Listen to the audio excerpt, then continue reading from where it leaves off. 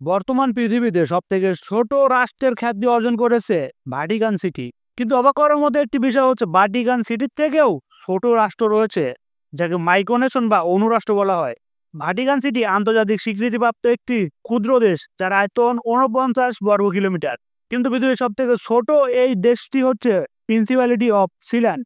পৃথিবীর সব থেকে ছোট এই দেশটি ইংল্যান্ডের সমুদ্র তীর থেকে 10 কিলোমিটার দূরে অবস্থিত।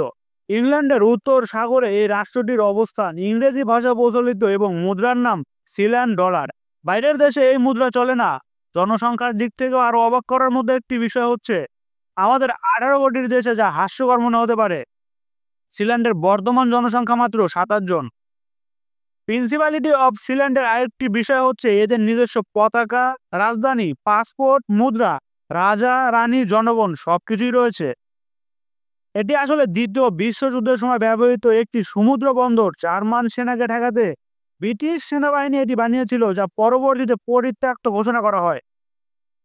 এবার 1967 সালের 2 সেপ্টেম্বর ব্রিটিশ নাগরিক মেজর প্যাডাস রয় বেটস এবং তার পরিবার এই জায়গাটি দখলে নেয়।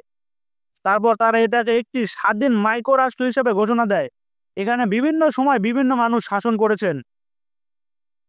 9 অক্টোবর 2012 সালে রয় বেটসকে এখানে রাজা বলে ঘোষণা করা হয়, আর তার মৃত্যুর পর তার ছেলে মাইকেল এখন এই স্থানের শাসক। পৃথিবীর কোনো দেশও সিল্যান্ডকে স্বীকৃতি না দিলেও কেউ তাদের বিরোধিতা করেনি।